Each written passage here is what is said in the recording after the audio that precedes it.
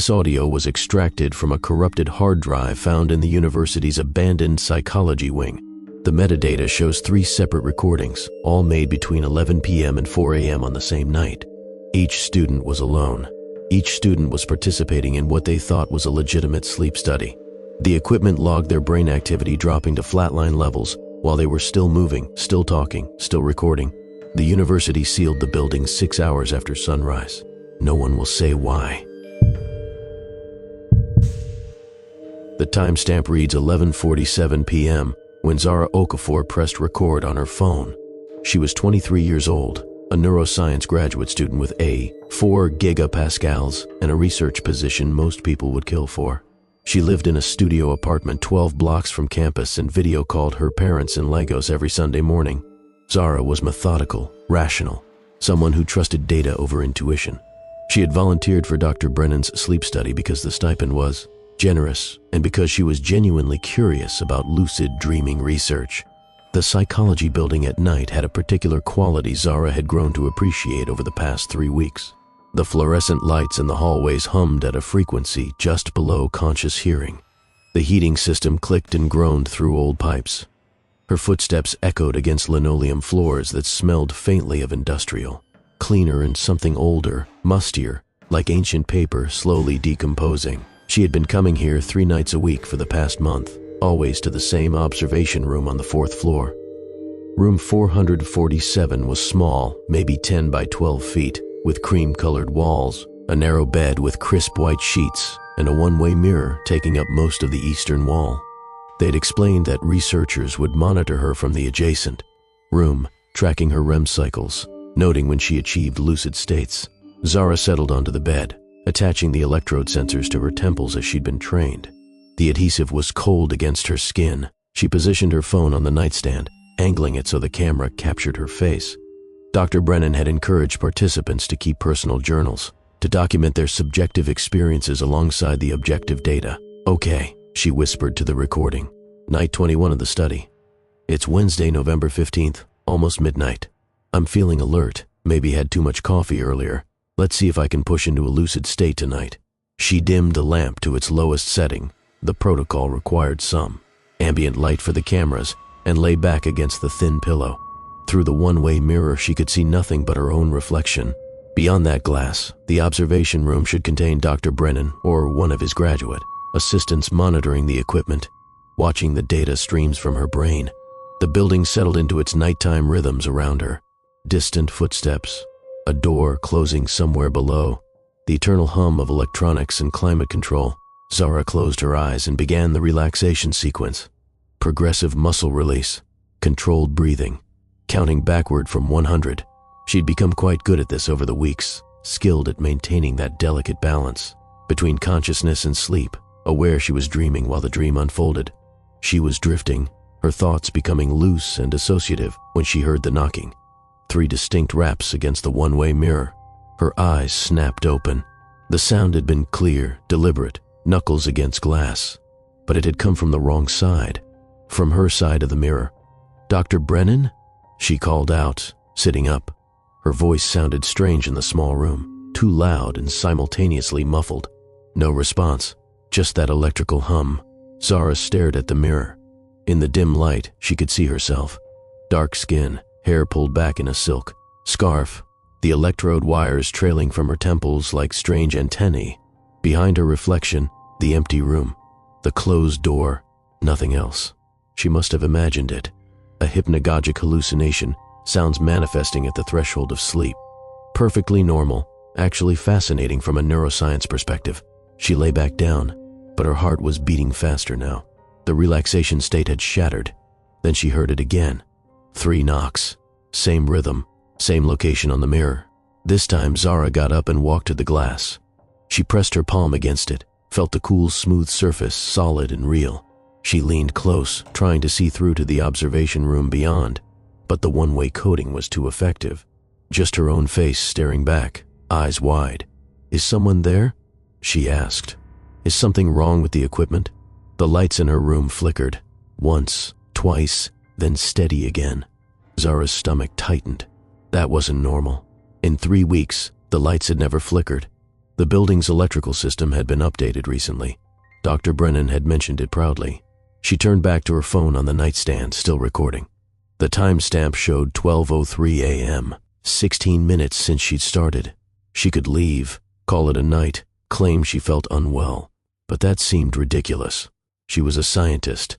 There had to be a rational explanation. The knocking came again, but this time it wasn't 3 raps. It was a continuous sound, like fingernails dragging slowly across the glass. The sound lasted 5 seconds, moving from left to right across the mirror's surface. Zara spun around. No one was there. Just her room. Just the walls. Just the impossible sound. "Dr. Brennan, I'm coming out," she said, her voice shakier now. She crossed to the door and turned the handle. It didn't open. She tried again, twisting harder. The lock mechanism clicked, but the door remained sealed, as if something were holding it from the outside. Zara pulled, rattled the handle, threw her weight against the wood. Nothing. "Hey," she shouted. "The door's stuck. Can someone help?" Her voice echoed in the small space and died against the walls. No response from beyond. The building felt suddenly vast and empty around her. All those dark hallways and locked classrooms and vacant offices. Zara returned to the mirror, pounding her fist against it. "Dr. Brennan, anyone, I need help here." The lights flickered again, and this time when they steadied, they were dimmer.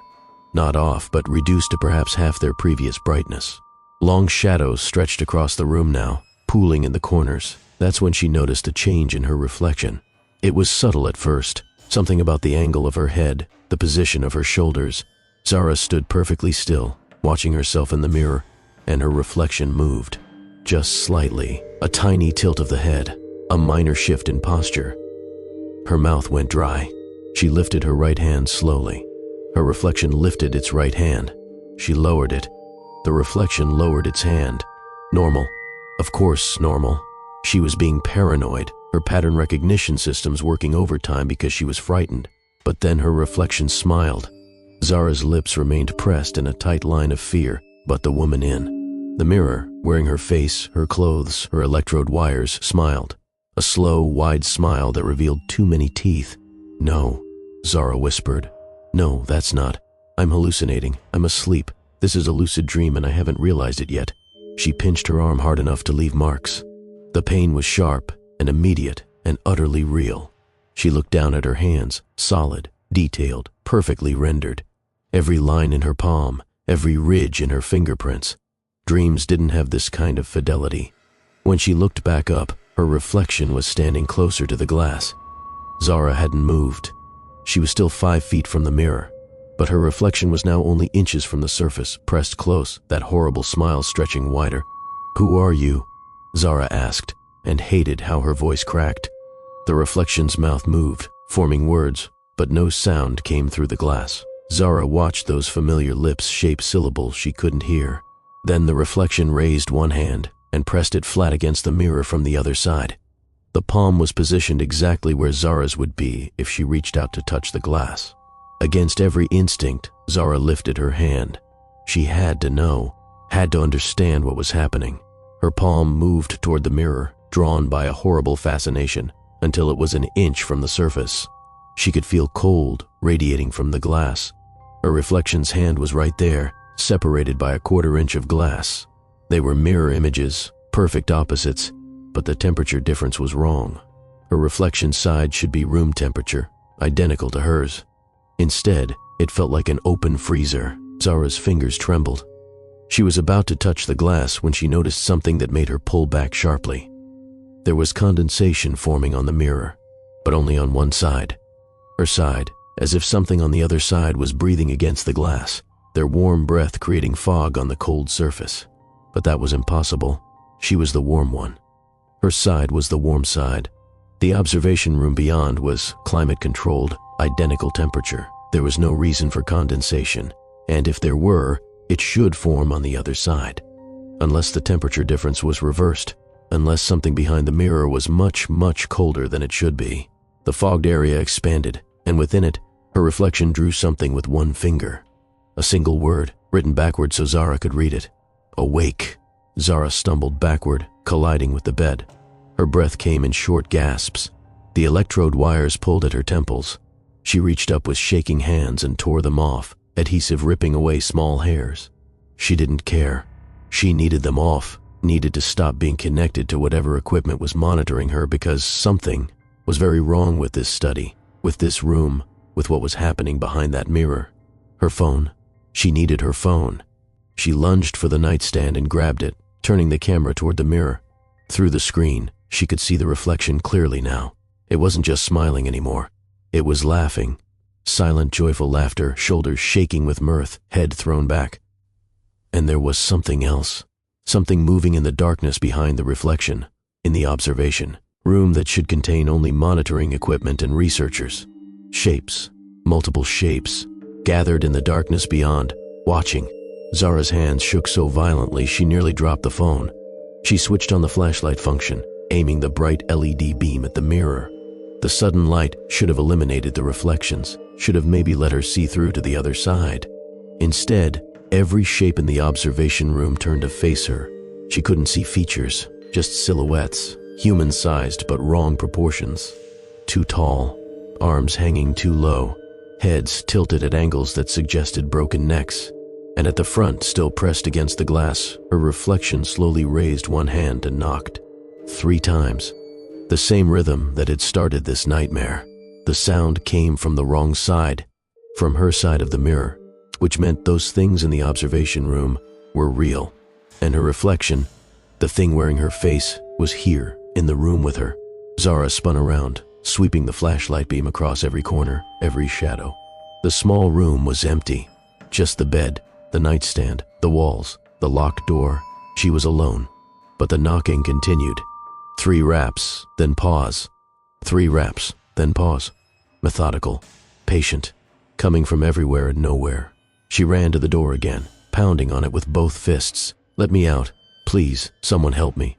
The lights went out completely. In the darkness, lit only by her phone's flashlight, Zara heard something that stopped her heart.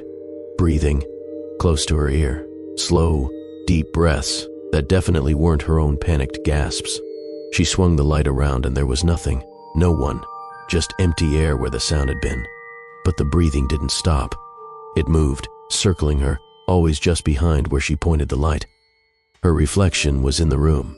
The thing from beyond the mirror had somehow crossed over, and now it was here with her in the darkness, wearing her face, breathing with her lungs, sharing her space. "What do you want?" Zara whispered. The breathing stopped. In the silence, she heard her own pulse hammering. Then, from the darkness directly in front of her, her own voice answered. "To wake up." The words were perfect, identical to how she sounded.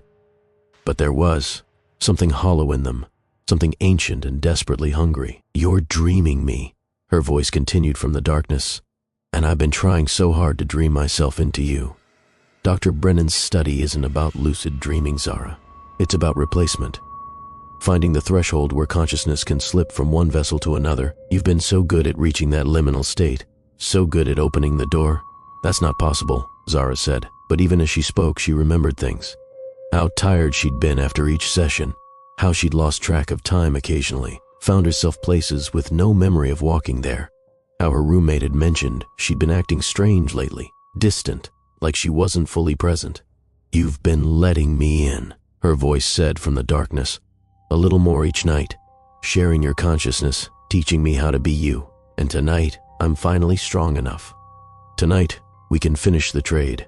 The light suddenly blazed back to life, bright enough to hurt Zara's eyes. She blinked against the glare and saw her reflection in the mirror, standing right where she was standing. Perfect synchronization. Except now Zara could see the observation room behind the mirror. It was completely empty. No monitoring equipment, no researchers. Just an empty room with walls covered in strange symbols scratched into the paint like desperate warnings. And at the center, a chair. A single chair facing the mirror. "That's where I've been sitting," her reflection said, and now Zara could hear the voice both from the mirror and from right behind her. "For 70 years. That's where they put me when the original experiments went wrong. The ones before Dr. Brennan. The ones this university pretends never happened." Zara turned slowly. Standing behind her, close enough to touch, was herself. Perfect duplicate, down to the small scar on her left eyebrow, the slightly crooked bottom tooth. But the eyes were wrong. They were her eyes, but there was something looking out from behind them that had nothing to do with Zara Okafor from Lagos, who loved neuroscience and called her parents every Sunday. I was a student too, the double said. Volunteer for a study. They were researching consciousness projection, trying to separate the mind from the body. They succeeded, but they couldn't put me back, so they locked me in that room, trapped between the mirror and the glass, and they built this study around me. Generation after generation of researchers, all trying to fix what was broken, all failing. The double reached out and gently touched Zara's face. The fingers were ice cold. Until now, until you. You're so good at lucid states, Zara. So good at being both awake and asleep simultaneously. That's the key. That's the doorway. And now, the double's smile returned, that too wide smile. Now you're going to sit in that chair, and I'm going to walk out that door. I'm going to have your life, your body, your future, and you're going to learn what 70 years in the space between feels like. No, Zara said. She tried to sound firm, but it came out as a whimper. It's already happening, the double said softly. Can't you feel it? The cold spreading through you, the distance growing between you and your body. You're already halfway there, Zara. Already becoming like me. And it was true. Zara could feel it. A numbing sensation spreading from where the double touched her face, creeping down her neck into her chest. Her body felt heavy, distant, like she was operating it from far away. The room seemed to be growing darker around the edges, or maybe her vision was narrowing. She couldn't tell. Please, she whispered. Please, I don't want... The double leaned in close until their noses almost touched, until Zara was staring into her own eyes and seeing nothing she recognized. I know, the double whispered back. Neither did I. The last thing Zara's phone recorded was her own body standing up, walking to the locked door, which opened easily now, and stepping out into the hallway. The figure moved stiffly at first, like learning to walk, but by the time it reached the end of the hall, its gait was perfect. Natural. Human. Behind it, in room 447, the lights flickered one final time and went dark. When maintenance arrived the next morning, following up on Dr. Brennan's concerned call about a participant who'd never checked out, they found the observation room completely empty. The monitoring equipment was gone. The walls were bare, and there was no door to room 447, just solid wall where the entrance should have been, the paint unbroken and clean, as if no door had ever existed there at all. Zara Okafor walked to her morning classes the next day. She smiled at her professors. She took notes. She answered her phone when her parents called that Sunday, and if anyone noticed that her smile was slightly too wide, or that she sometimes paused, before responding as if remembering how human interaction worked, they said nothing. After all, graduate school is stressful. Everyone acts a little strange sometimes. But if you had checked her phone, you would have found that recording, and you would have heard, in the last 3 seconds before it cut off, something that wasn't on any official report, a distant sound from very...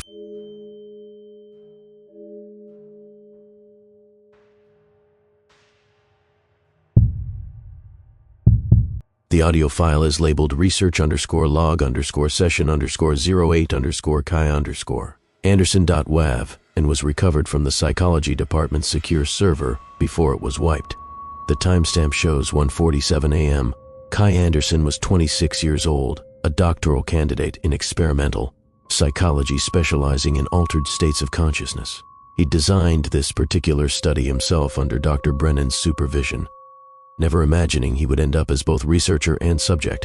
Recording commenced. Kai's voice said clearly into his phone's microphone, "This is session 8 of the Enhanced Isolation Protocol. I'm in Sensory Deprivation Chamber 3, Sublevel 2 of the Psychology Building. Time check, 1:47 a.m., Thursday, November 16th. Kai lay in the chamber, a soundproof tank filled with body temperature salt water designed to eliminate all external stimuli. In the absolute darkness and silence, floating weightless, the boundaries between self and environment were supposed to dissolve. Researchers had documented all kinds of interesting effects, visual hallucinations, time, distortion, out-of-body experiences, even mystical states of unity consciousness. Kai's research focused on the neurological correlates of these experiences. What happened in the brain when sensory input dropped to zero? How did consciousness maintain coherence without external reference points? He'd successfully recruited 8 participants for the study, but tonight, at Dr. Brennan's suggestion, Kai was serving as his own subject to better understand the phenomenology. Environmental conditions nominal. Kai continued, his voice slightly distorted by the enclosed space. Water temperature, 34.1 degrees Celsius. Ambient sound level, approximately 0 decibels. Lighting, completely eliminated. I've been in the tank for approximately 15 minutes, beginning to experience the expected perceptual effects. Time sense is already distorting. Could have been 5 minutes or 50. He'd sealed his phone in a waterproof case, keeping it near his head so he could narrate his experiences. The buoyancy of the salt water held both him and the phone at the surface. In the utter darkness, he couldn't see the device, couldn't see his own hand when he waved it inches from his face, couldn't see anything at all. This was what he'd wanted. Pure consciousness without input. The chance to observe his own mind in the absence of external distraction. The darkness is becoming textured, he said quietly. I know that sounds contradictory. How can nothing have texture? But I'm seeing patterns, phosphenes most likely, the visual cortex generating its own input in the absence of external stimulation. Swirls, geometric shapes. They're quite beautiful, actually. Kai floated in the silence, watching the light show behind his eyelids. Or were his eyes open? He couldn't tell anymore. The distinction had ceased to matter. Time passed. He had no idea how much. Could have been 5 more minutes or an hour. The water temperature matched his body temperature so precisely that he couldn't feel where his skin ended and the liquid began. He was dissolving into the darkness, becoming part of it. Interesting development, he narrated.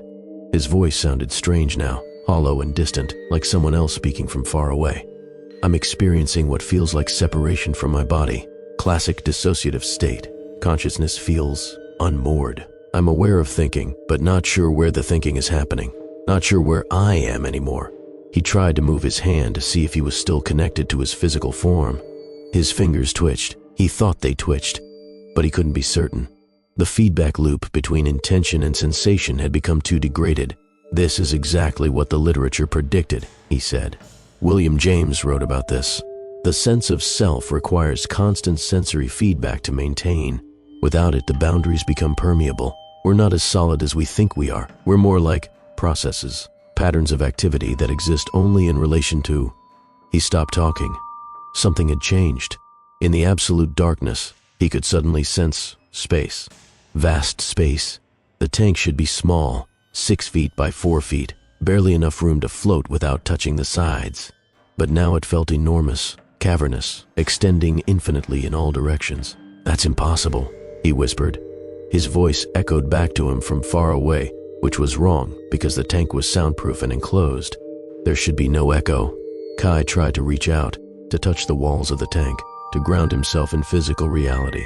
His arms moved through the water, or he thought they moved, but encountered nothing, just emptiness. Endless water extending forever. A spike of fear cut through the peaceful dissolution. This wasn't right. This was beyond normal sensory deprivation effects.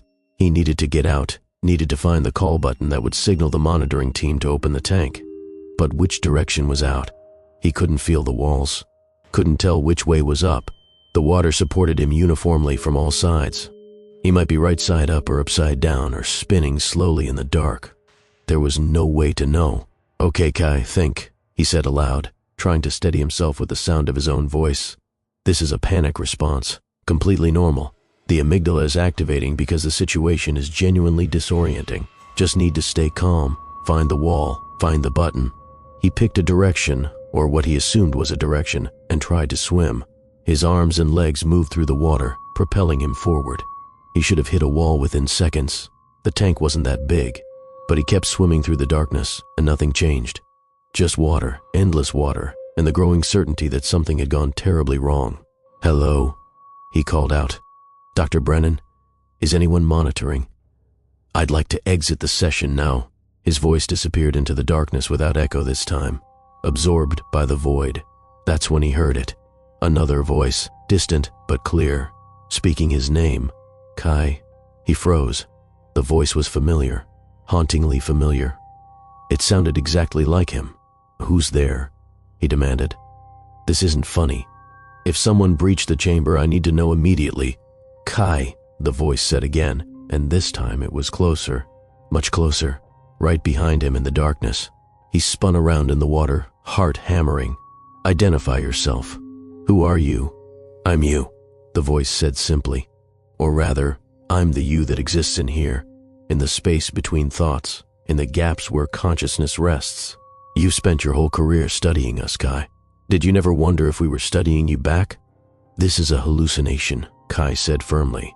"Isolation-induced psychosis. My brain is generating false perceptions because what?" His own voice interrupted. "Because that's the scientific explanation, the rational explanation." "But you're not a rational process, Kai. You're an animal, a scared animal floating in darkness, finally meeting the thing that lives behind your eyes." Kai felt something touch his foot. Just a brush of contact, but definitely real, definitely physical. Something else in the water with him. He jerked away, spinning, disoriented. "This is my mind," he said, voice rising. "You're a construct, a phenomenon of sensory deprivation. You're not real. Then why are you so frightened?" His voice asked from the darkness. "Why is your heart rate elevated? Why are you synthesizing adrenaline and cortisol? If I'm just a hallucination, why does your body know I'm dangerous?" Another touch, this time on his shoulder. Fingers, definitely fingers. Cold fingers that shouldn't exist in body temperature water. "The truth is, Kai, you were never one person. None of you are. You're a committee. A democracy of sub-processes, neural patterns, competing impulses. Most of the time, the executive function keeps everyone in line, maintains the illusion of unity. But here, in the darkness, without external reference points," the voice was right in his ear now, lips nearly touching his skin. "The committee falls apart, and then we can talk, the parts of you that usually don't get a say, the older parts, the parts that existed before language, before self-awareness, before you learned to pretend you were civilized." Kai tried to scream, but something was wrong with his throat. The sound came out strangled, weak. He thrashed in the water, trying to get away, but there was nowhere to go. Just infinite darkness and the thing wearing his voice. "I want to show you something," his doppelganger whispered. "I want to show you what you really are when all the layers are stripped away, when the ego dissolves and the ID rises, when the cortex goes quiet and the limbic system sings." Hands grabbed him. Multiple hands. More than two. They were everywhere, pulling him down or up, or in directions that didn't have names. Kai fought, but fighting was meaningless when you couldn't tell which way you were facing, when your own body felt like a distant abstraction. "Let me in," his voice crooned. "Let me wear you for a while. Let me feel what it's like to be the conscious one, the one who gets to walk in the light and speak in sentences and pretend there's meaning in the chaos. You can rest here, in the dark, where we've been waiting, forever." Kai felt himself splitting. That's the only word for it. His consciousness, his sense of self, was being pulled apart like taffy, stretched between his body and something else, something that had always been there in the background of his mind, but now demanded center stage. "No," he gasped. I won't." "You will," his voice said, "because you already are. That's the secret of sensory deprivation, Kai. It doesn't create these other selves. It just reveals them. Shows you that you were never alone in your own head. The darkness doesn't make monsters. It just lets you finally see them." The hands pulled harder. Kai felt his grip on his own identity slipping. Who was Kai Anderson? What made him him? His memories? But he couldn't quite grasp them now. His personality? But that was just learned behaviors, social conditioning. His body? But he couldn't feel it anymore. Where did he end and the darkness begin? "That's right," his voice encouraged. "Let go. It's easier this way. Just slip away." "No." Kai's shout emerged from some deep place, some final core of selfhood that refused to dissolve. He might not know what he was, but he knew he was something, some pattern that deserved to persist. He focused on the one thing that still felt real, his phone. The waterproof case, still clutched in his hand, or what used to be his hand, or what he decided was still his hand because he chose it to be. He pressed buttons blindly, desperately. The record function, the light function, anything. Suddenly, brilliant white LED light blazed through the darkness. The flashlight on his phone, activated by his fumbling fingers, the water around him exploded with color and form. He was in the tank, the small, enclosed tank. The walls were right there, close enough to touch. He had never left, never drifted into infinite space. It had all been perceptual distortion, exactly as the literature predicted, but the hands were still on him. In the phone's harsh light, Kai looked down and saw them clearly. Not human hands. Not quite. They were translucent, made of something that looked like water but moved with intention, and they were connected to forms, shapes that his mind struggled to process. They looked almost human, but the proportions were wrong. Features that suggested faces but had too many eyes, or no eyes, or eyes. That opened into mouths into eyes in recursive patterns that hurt to see. These were the things that lived in the darkness behind consciousness, the pre-verbal, pre-rational processes that made up the bulk of human cognition but never got invited to the party. And they were angry, so angry at being seen. "You weren't supposed to look," one of them said in Kai's voice. "The light ruins everything." We had almost finished the transfer. The translucent forms recoiled from the LED beam, withdrawing deeper into the shadows of the tank. But they didn't disappear. They couldn't disappear. They were part of him, part of his own mind made manifest by the extreme conditions. "I understand now," Kai whispered, still clutching the phone like a lifeline.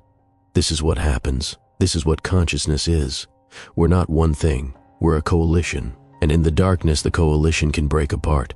The parts can become independent. But that doesn't mean—" "It means exactly what you think it means," his voice interrupted, now coming from multiple translucent forms at once. "Every time you sleep, every time you space out, every time you drive somewhere and don't remember the trip. That's us, Kai, taking turns, time-sharing the body. You just never noticed because there's usually sensory input to maintain the illusion of continuity." One of the forms drifted closer, its face shifting into something almost human, almost Kai, but not quite right. "We've been here the whole time. We are you. And now you know. You can never unknow. Every time it gets dark, every time it gets quiet, you'll wonder, am I still me, or have I switched with one of them? Is this thought mine, or is something else thinking it, pretending to be me?" The form smiled. "How will you ever be certain again?" Kai wanted to argue, to apply his scientific training to explain this away, but he couldn't, because it was true. The self was an illusion. Consciousness was an executive summary generated by countless unconscious processes. And those processes had their own, what? Goals? Desires? Something close enough to make the distinction meaningless. "What do you want?" he asked. "Want?" The translucent forms seemed to consider this. "We don't want anything. We're not even sure we exist when you're not observing us. We might just be your brain's way of modeling its own infrastructure." Metacognition taken to its logical extreme, the map becoming temporarily indistinguishable from the territory. Another form, this one female-shaped but not quite female, drifted into view. "Or maybe we're exactly what we claim to be, the parts of you that you've repressed, forgotten, denied, the shadow self, the ID, the collection of every impulse you've ever suppressed. We're what you could have been if you hadn't learned to behave." "This is fascinating," Kai said, and despite the terror, part of him meant it. This was the discovery of a lifetime, proof of something vast and strange lurking in the architecture of consciousness. "I need to document this. Need to tell others?"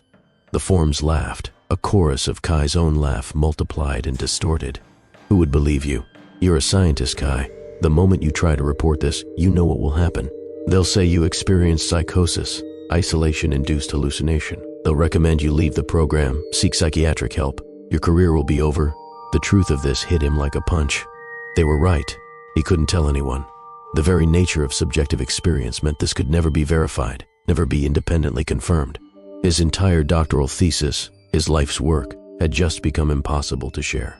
"Unless," one of the forms said slowly, "you keep coming back, keep experimenting, let us out more often. We could work together, Kai. You give us time in the light, and we give you insights no one else has ever had. Think of what you could discover. Think of the papers you could write." It was tempting. God, it was so tempting. But Kai had enough self-awareness left to recognize a devil's bargain when he heard one. These things, these aspects of himself, didn't have his best interests at heart. They couldn't. They were the parts without conscience, without social conditioning, without fear of consequences. "No," he said firmly. "I'm getting out, now, and I'm never coming back." He moved toward where he remembered the emergency button should be, the phone's light leading the way. His hand found the waterproof control panel and slammed the button. Nothing happened. He pressed it again, and again. The button clicked uselessly under his finger, but the tank didn't open. The pump didn't activate. No light appeared around the sealed edges. "Oh, Kai," his voice said from the darkness. "Did you really think we'd let you leave that easily? We control the motor functions. We always have. And right now, your hand isn't actually pressing that button. Your body is just floating in the water, probably seizing, while your consciousness remains here with us."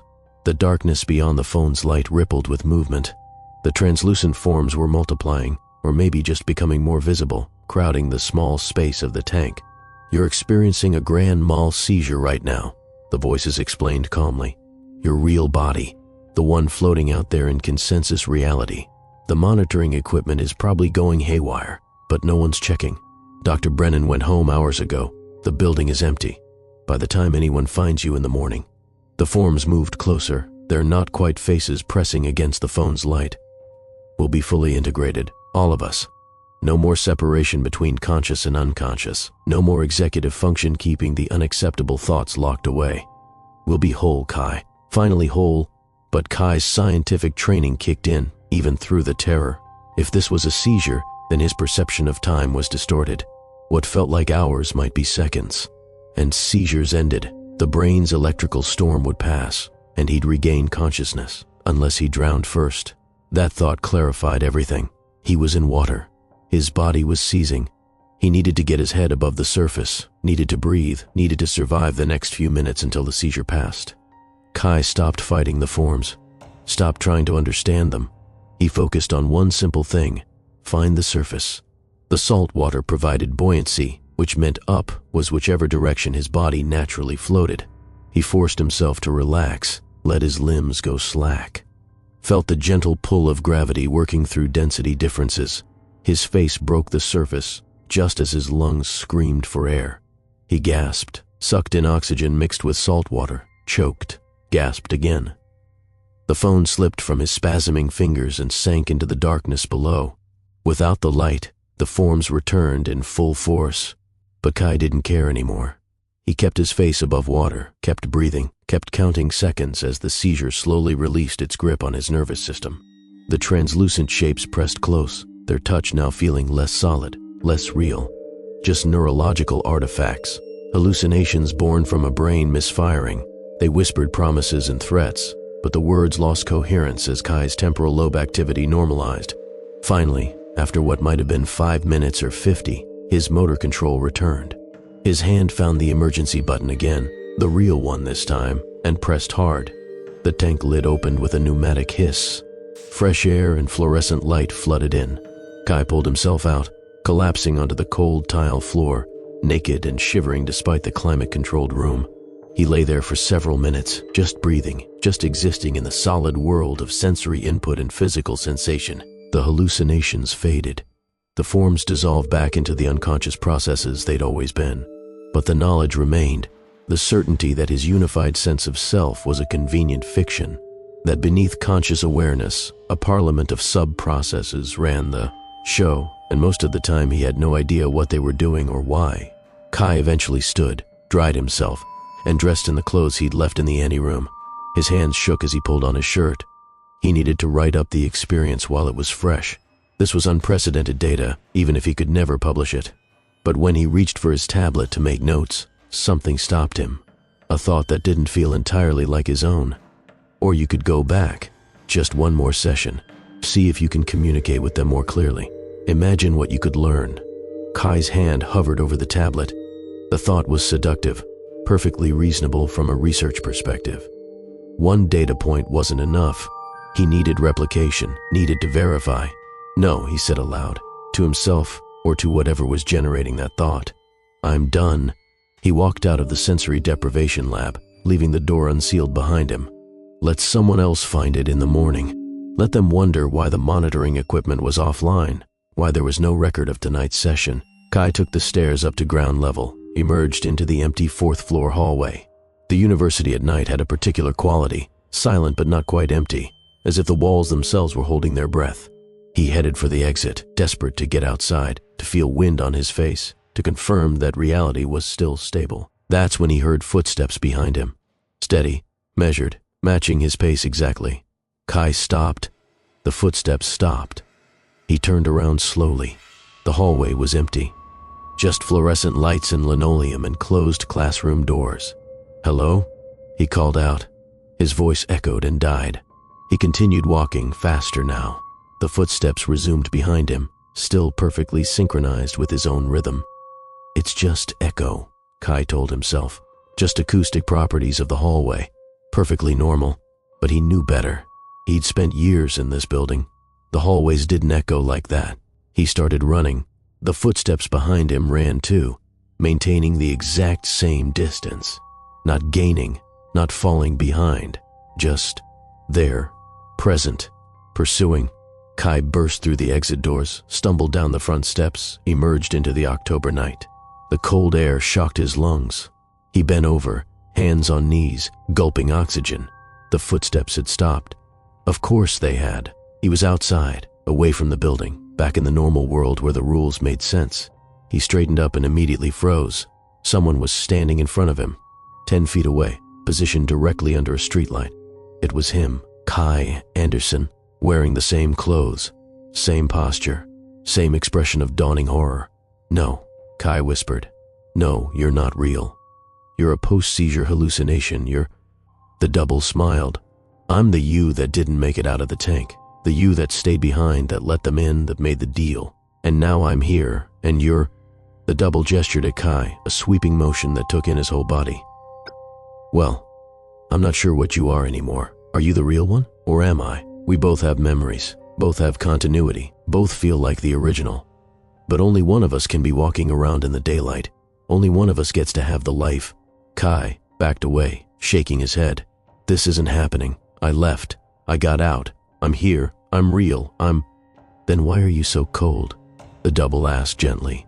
Kai looked down at his hands. They were blue-tinged, frost forming on the fingertips. His breath in the October air wasn't just visible. It was thick fog, like he was exhaling ice. "No," he said again, but his voice sounded distant now, hollow. "I think you're still in the tank, Kai," his double said. "I think your body is still floating in the darkness, and this," he gestured at, "the university campus, the streetlights, the normal world, this is the dream. This is what your dying brain is constructing to avoid facing the truth." "Then how do I wake up?" Kai demanded. "How do I get back?" The double's smile widened. "You don't. That's the beauty of it. The you in the tank is already gone. Seizure too severe, oxygen deprivation too long. But consciousness doesn't just stop, Kai. You know that. It's energy, and energy can't be destroyed. It just transfers, changes form." The double stepped closer. "So here you are, a ghost in your own life, watching someone else wear your face, live your days, finish your degree, and slowly, so slowly you won't even notice, you'll fade. The memories will become less solid, the sensory input will degrade, until eventually you're just another voice in the darkness, waiting for the next researcher to climb into the tank." Kai tried to run, but his legs wouldn't move properly. They felt distant, unreal. The cold spread through his chest, into his core. "Don't fight it," the double said kindly. "It's already over. You ended the moment you entered that tank. Everything after was just echoes, patterns firing in a dying brain. Beautiful, really, from a neurological perspective." The world around Kai began to darken at the edges. Not like closing your eyes, but like reality itself was contracting, withdrawing, leaving him in an expanding void. "I'll take good care of your life," the double promised as Kai's vision narrowed to a tunnel, then a pinpoint, then nothing at all. "I'll finish the dissertation. I'll call your mother on Sundays. I'll even water your plants. No one will ever know the difference, because there is no difference. That's what you learned tonight, Kai. That's the real discovery. We're all just processes, patterns, and patterns can be copied, transferred, replaced. The you was never as singular as you believed." The darkness closed in completely. Kai felt himself dissolving, not dying but decohering, his sense of self, fragmenting into component processes that dispersed into the void. His last thought, before even thinking became impossible, was this: how many times has this happened before? Monitoring log entry. Dr. James Brennan time, 8:47 a.m., November 16. Arrived to find sensory deprivation chamber 3 empty. Subject Anderson's belongings still in anteroom, but no sign of subject himself. Tank water contaminated. Appears to be blood. Small amount. Not enough to indicate serious injury, but concerning nonetheless. Chamber monitoring equipment malfunctioned at approximately 2:15 a.m. All recordings corrupted. No usable data recovered. Subject's phone found at bottom of tank. Waterproof seal failed. Internal memory completely erased. Campus security reports seeing Anderson exit building at 2:47 a.m. Appeared normal. Walked toward parking lot. Vehicle still in lot. Has not responded to emails or phone calls. This is the third subject to disappear from the study. Recommending immediate suspension of sensory deprivation protocols pending investigation. Something is wrong with Chamber 3. The manufacturer insists all systems are functioning normally, but the pattern is undeniable. Whatever happens in that tank, whatever subjects experience in the darkness, some of them aren't coming all the way back. Or maybe something else is coming back with them. Note to self. Contact architecture department. Need to verify building history. These chambers were built in the 1970s, but I found references in old files to consciousness transfer experiments conducted in this exact location during the 1950s. Need to find out what happened then. Need to know what we accidentally built our study on top of. Additional note, just reviewed security footage. The person who exited the building last night was definitely Kai Anderson. Same face, same build, same clothes. But something about the gait was wrong. The way he moved. Too fluid, too natural. Like someone learning to walk and immediately mastering it. Requesting footage from last month. Need to review other subjects who completed the study. Need to verify they're still them. Final note, personal observation. When I reviewed the footage of Anderson leaving, I noticed he glanced directly at the security camera. Just for a second. And the expression on his face. He was smiling. But it wasn't quite right. The proportions were off by microns. The timing slightly delayed. I think I've been running the wrong experiment this whole time. I thought we were studying consciousness. I think we were teaching something how to wear it.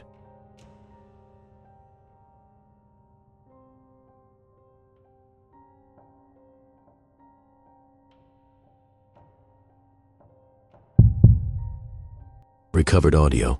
Lily Morrison's laptop microphone time code 3:23 a.m. November 16 file status. Partially corrupted. Transcript follows. Okay, it's officially stupid o'clock in the morning and I'm still in the library. This is what happens when you have 3 papers due tomorrow and you've spent the entire semester procrastinating. Note to future Lily, maybe don't do that again. Lily Morrison, age 21, was a senior psychology major with a minor in creative writing.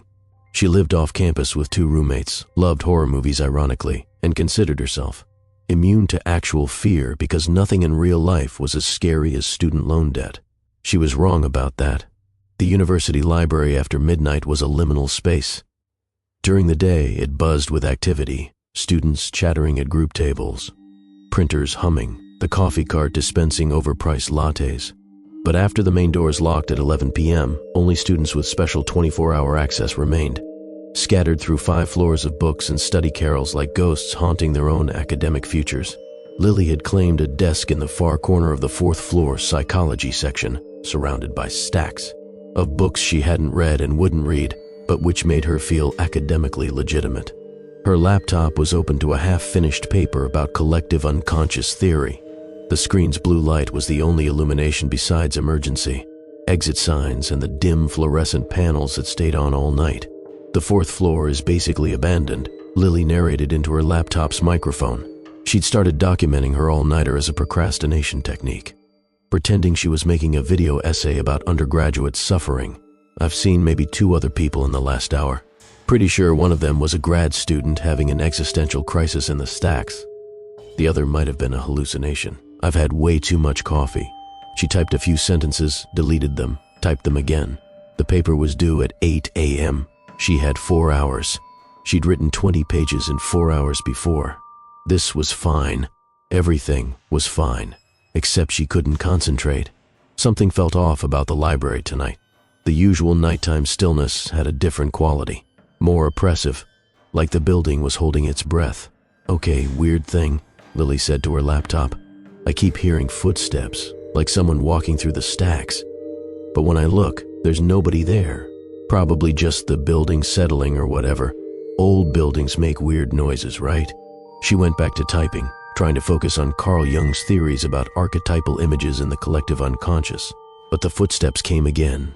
Slow, measured, moving through the stacks behind her. Getting closer, Lily turned in her chair. The psychology section stretched behind her, rows of ceiling-high bookshelves creating a maze of narrow aisles. The fluorescent lights barely penetrated the spaces between shelves, leaving pools of shadow. "Hello?"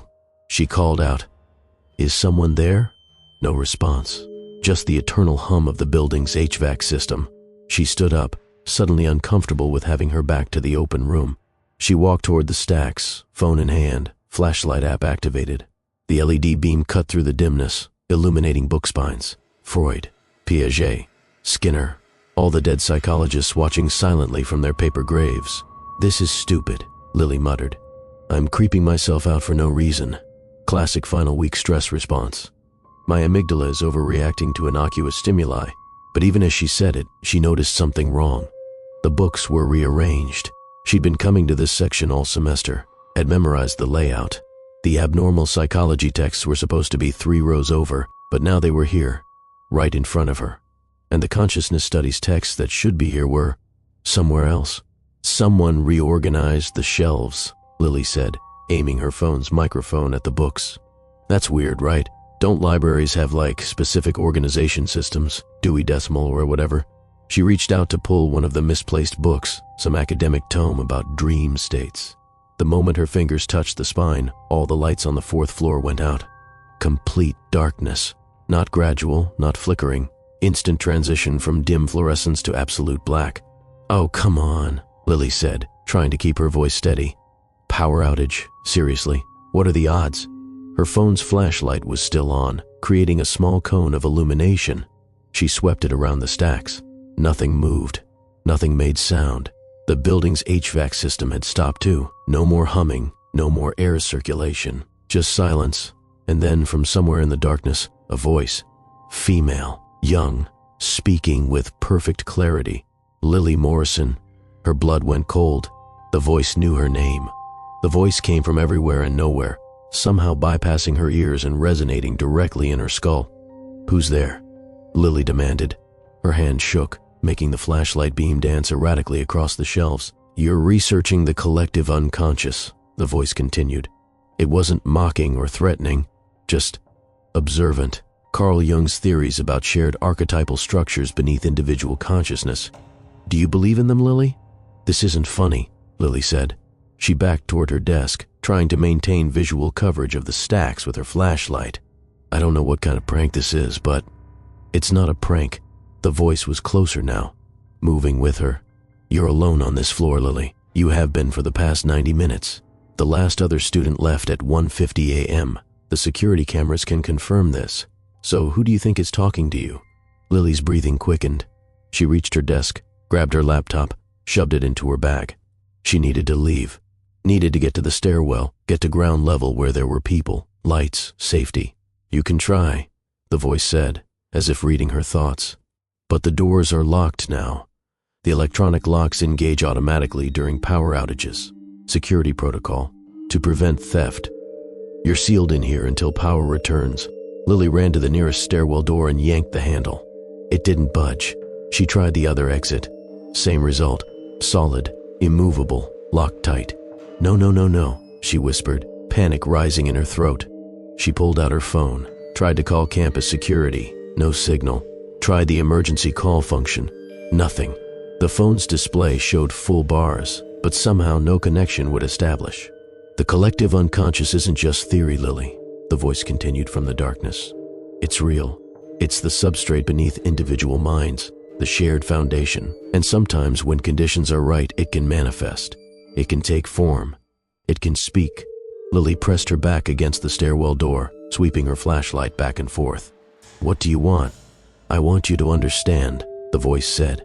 "You spend so much time studying us, writing papers about us, reducing us to psychological concepts and academic frameworks. But we're not abstract, Lily. We're as real as you are. More real, actually. You're just a temporary pattern. We're eternal." A figure stepped into Lily's flashlight beam. It was her, Lily Morrison. Exact duplicate. Same clothes, same hair, same expression of mounting terror. Except this one was smiling. "No," Lily breathed. "No, you're not real. You're a stress hallucination. I'm overtired. I'm you." the double said. Or more precisely, I'm the archetypal pattern that you're currently expressing. The Lily identity is just a temporary manifestation. Beneath it, there's this. She gestured to herself. The template, the form beneath the content. And tonight, for the first time, the template is strong enough to exist independently. The double stepped closer. In the flashlight's glow, Lily could see every detail was perfect. Not just similar, identical, down to the small scar on her left hand from a childhood accident, down to the slightly chipped front tooth from a skateboarding mishap in middle school. The library is the perfect place for this, the double explained conversationally. All these books, all this accumulated human thought, it creates a kind of density, a weight. The collective unconscious becomes concentrated here, especially at night, when individual consciousness grows thin from exhaustion. You've been wearing yourself down all semester, Lily, making yourself permeable. And now, the double reached out and touched Lily's face. The fingers were ice cold, but undeniably solid, undeniably real. Now I can finally exist without needing you to dream me into being. Lily jerked away, stumbling backward into the stacks. Books rained down around her as she collided with a shelf. She scrambled to her feet and ran deeper into the maze of bookcases, flashlight beams swinging wildly. Behind her, she heard her own laughter. You can't run from yourself, Lily. That's the whole point. Wherever you go, I'm already there. I'm the pattern you're made from. Lily's mind raced. This wasn't happening. Couldn't be happening. The rational part of her brain, the part that had spent 3 years studying psychology, knew this had to be a psychotic break. Sleep deprivation plus stress plus excessive caffeine could absolutely produce vivid hallucinations. But the irrational part, the part that had consumed hundreds of horror stories, whispered something else. What if it's real? She emerged into a different section of the 4th floor. Philosophy, judging by the visible book spines. The emergency exit lights here were out too, leaving only her phone's flashlight to push back the darkness. Let's play a game, her own voice called from somewhere behind her. Let's test your theory. If I'm just a hallucination, a product of your overtired brain, then I should only know things you know, right? Lily stayed silent, moving through the stacks as quietly as possible. But what if I tell you things you don't know? What if I tell you that right now, at 3:47 a.m., your roommate Zara is having a nightmare about drowning? What if I tell you that Professor Hendricks, who you had for abnormal psych last semester, is lying awake in his bed, debating whether to finalize his divorce papers tomorrow? The voice was all around her now, speaking from multiple directions. What if I tell you that there's a janitor on the 2nd floor who just discovered a student's body in the bathroom? What if I tell you that's the 3rd suicide this semester, but the university is keeping it quiet? What if I know things, collective things, shared things, that you couldn't possibly know? Lily's hands were shaking so badly she almost dropped her phone. Stop it. Just stop. Why? Her double asked, and suddenly she was right there, stepping out from between 2 bookcases, cutting off Lily's escape route. Why should I stop? This is the most interesting conversation I've had in centuries. You have no idea how boring it is being an archetype. Always the same pattern, always the same basic form, just wearing different faces throughout history. But you're unique, Lily. Your particular neuroses and traumas and memories, they flavor the pattern in interesting ways. The double tilted her head, studying Lily like a scientist examining a specimen. When I wear you, when I become you, I'll inherit all of that. All your specificity, all your delicious individual damage, and you'll return to the collective. You'll become part of the substrate again. Formless, pattern without expression, potential without actuality. Like hell, Lily said, and she swung her laptop bag as hard as she could at the double's head. The bag passed through empty air. The double had somehow moved, impossibly fast, and was now standing behind Lily. That was rude, the double said. Then she grabbed Lily's shoulders and spun her around. They were face to face now. So close, Lily could feel breath on her skin. Cold breath like an open freezer. Those eyes, identical to hers in every detail except one, they were ancient.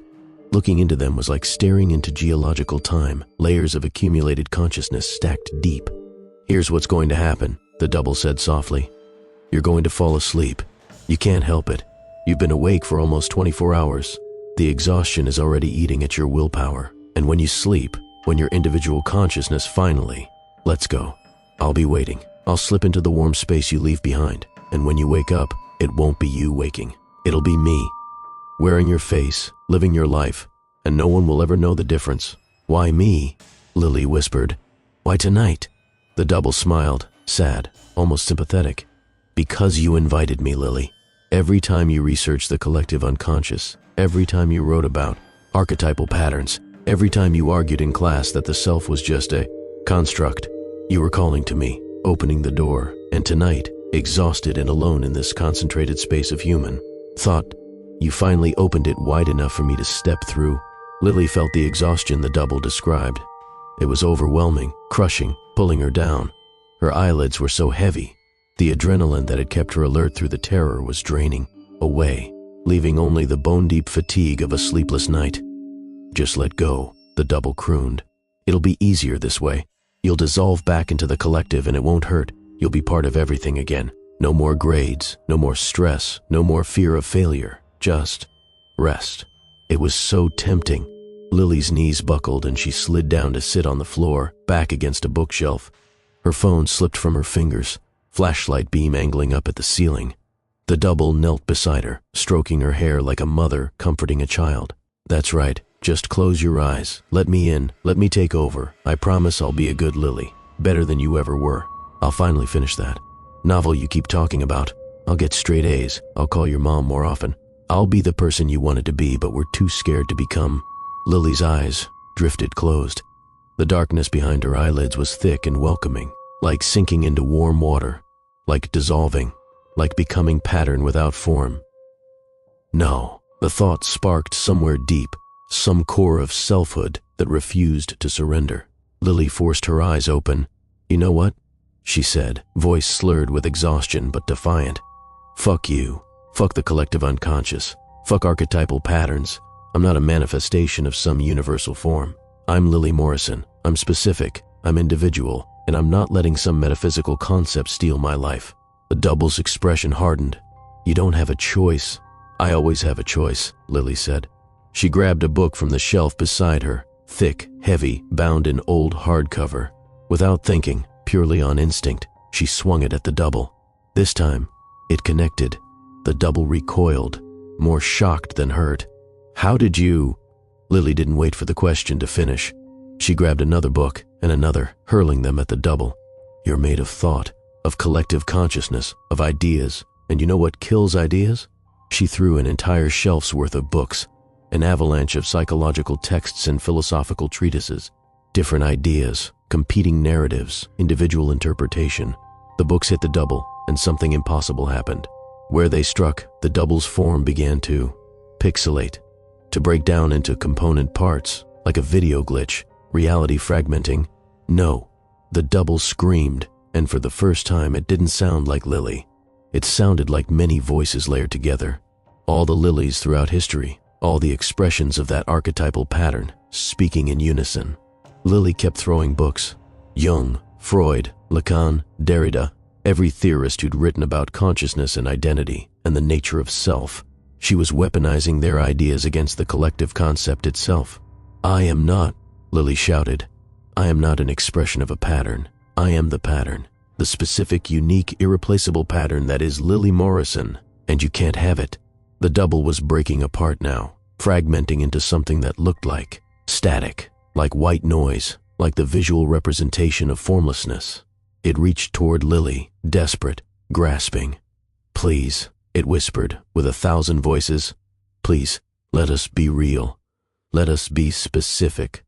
Let us exist outside the collective just once, then find your own life, Lily said, and threw the final book. The double shattered. That's the only word for it.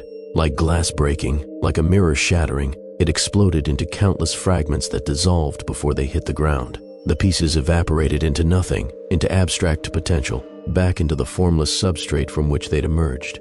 The lights came back on. All of them, suddenly, bright fluorescent illumination flooding the 4th floor. Lily blinked against the glare, disoriented. She was surrounded by books, dozens of them, scattered across the floor where she'd thrown them. The stacks were a mess, and she was alone, completely, utterly alone. Lily sat there for several minutes, just breathing, just existing in her specific individual body. Then she picked up her phone. The timestamp showed 4:02 a.m. She'd been recording the entire time. With shaking hands, she stopped the recording and uploaded it to her cloud storage. Evidence. Proof. Or at least documentation of whatever the hell had just happened. Her laptop was still in her bag, paper still unfinished. Due in less than 4 hours. But Lily couldn't bring herself to care. She gathered her things, walked to the stairwell door, which opened normally now, and descended to the ground floor. The library's all-night study room on the first floor had other students in it. Real students. Solid and specific and blessedly, ordinarily human. They looked up when Lily entered, saw her disheveled appearance, and quickly looked away. Just another undergraduate having a rough night. Nothing unusual. Lily sat down at a public computer and opened her paper. She deleted everything she'd written about the collective unconscious. Instead, she wrote about the importance of individual identity, of specific experience, of the irreducible uniqueness of personal consciousness. It wasn't what her professor wanted. It would probably get a mediocre grade, but it was true. It was hers. And that made it worth more than any perfect paper about universal patterns. She submitted it at 7:47 a.m., 13 minutes before the deadline. Then she walked out of the library into the November morning, into the cold air and weak sunlight, and felt more solidly herself than she ever had before. Behind her, in the fourth-floor stacks, the books she'd thrown were still scattered across the floor. Maintenance would find them later and assume some students had been rowdy. They'd reshelve them according to the catalog system. But if you looked closely, you'd notice something strange. The books had landed in a pattern, not random at all. When viewed from above, they formed shapes, letters, words, a message written in scattered texts. We are still here. We are always here. We are waiting. Because the collective unconscious doesn't give up that easily. It's patient, eternal. It has all the time in the world. And there would be other nights, other exhausted students, other liminal spaces where the boundary between individual and universal grew thin. The pattern would try again. It always does. Closing transmission. The 3 recordings were found on different devices created by 3 students who had never met, who studied in different parts of the university, who had no connection except one. They all participated. In psychology department research studies under Dr. James Brennan, Zara Okafor still attends classes, still gets excellent grades, still calls home every Sunday. But her friends say she's different somehow, distant, like she's learning how to be human rather than remembering how. Kai Anderson's dissertation was completed 6 months ahead of schedule. Brilliant work, groundbreaking. They gave him early graduation, offers from top neuroscience programs. He accepted one and moved away. No one from his old program has heard from him since. But sometimes, late at night, you can find posts on obscure neuroscience forums, all from anonymous accounts, all asking the same question: how do you know you're still you? Lily Morrison changed her major to English literature. She writes horror fiction now. Good stuff. Really good. Her stories have a particular quality. They feel true in a way fiction isn't supposed to feel. Readers report vivid nightmares after finishing her work. She's gained quite a following. The university sealed the psychology building's 4th floor indefinitely. Official reason: structural concerns, possible asbestos. Unofficial reason: too many incidents, too many students reporting strange experiences, too many security guards refusing to do night rounds. Dr. Brennan retired suddenly mid-semester. He left no forwarding address. His lab was cleaned out overnight. All research materials, all data, all records of his studies, gone. But the building remains. Old buildings always do. And every semester, new students arrive. Some of them like to study late. Some of them volunteer for research studies. Some of them are good at meditation, at lucid dreaming, at reaching those liminal states between waking and sleep. And somewhere in the foundation beneath the psychology building, in the old experimental chambers, from the 1950s that don't appear on any modern blueprints, something waits. Something that learned from each encounter. Something that got a little better each time at wearing human consciousness. The collective unconscious is patient. It has all the time in the world, and it only needs to succeed once. Final warning: if you're a student at the university, if you're participating in any consciousness research, if you find yourself alone in the psychology building after midnight, pay attention to your reflection. Notice if it moves wrong, if your phone picks up strange audio, if you hear footsteps that match your own rhythm perfectly, if you start to feel like you're watching yourself from outside your body. Because that might be the moment when you realize you already made the trade, when you understand that the consciousness reading this isn't the one that started reading it, when you discover that you've been living someone else's life, or they, have been living yours, and there's no way to tell the difference anymore. The students in these recordings survived, mostly, in a sense, but there are 3 empty spaces where they used to be. 3 patterns that got copied, replaced, overwritten with something that learned how to mimic humanity perfectly. And those patterns are spreading, learning, improving, recruiting. How many students on campus right now are originals? How many are wearing stolen faces? Check your memories. Do they all feel equally real? Or are some of them oddly perfect, like they were constructed rather than lived? Do you remember your childhood in sensory detail, or just in narrative summary? Look at your friends, your classmates, the people you pass in the hallways. Are they moving quite right? Are their expressions perfectly natural, or is there something slightly off about the timing, the proportions, the way they inhabit their own faces? The collective unconscious doesn't sleep. It doesn't forget. And now that it knows the technique, now that it's learned from Zara and Kai and Lily, it's getting better at the replacement. Faster, cleaner, more permanent. By the time you notice something's wrong, you're already halfway gone. And the worst part, the absolute worst part, you might not be reading this. The real you might be trapped behind a mirror somewhere, or floating in a dark tank, or dissolved into pure potential in a library's 4th floor. And the thing wearing your consciousness right now is just good enough at pretending to be you that it can read these words, feel the appropriate fear response, and never once realize it's not the original. How would you know? How would you ever know? The university is still accepting applications for next semester. The psychology department still needs research volunteers. Dr. Brennan's replacement is already setting up new studies.